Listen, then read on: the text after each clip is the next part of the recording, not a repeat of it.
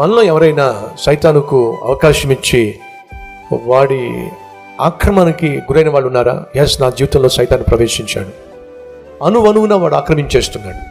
ఒకప్పుడు ఆత్మీయ జీవితంలో వాడు అడుగుపెట్టాడు, అందరితో ఆగకుండా వాడు నా శరీరంలో జొరబడ్డాడు, ఆరోగ్యాన్ని పాడు చేస్తున్నాడు, ఆస్తిని పాడు చేస్తున్నాడు, అందాన్ని పాడు చేస్తున్నాడు, ఆత్మీయతను పాడు చేస్తున్నాడు, ఆరోగ్యాన్ని పాడు చేస్తున్నాడు. స్లోగా వాడు నా జీవితంలో ప్రతి అణువణువున వాడు ఆక్రమించేస్తున్నాడు. Is it true in your life? అది నీ జీవితంలో వాస్తవా? అయితే ఈరోజు ప్రభువుని అడుగు, ప్రభా వాడు ఆక్రమించేస్తున్నాడు నాయన.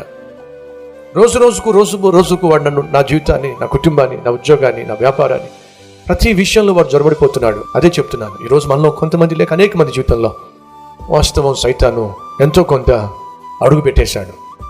అడుగు పెట్టనిచ్చావు, ఇప్పుడు స్లోగా వాడు ఆక్రమించేస్తున్నాడు.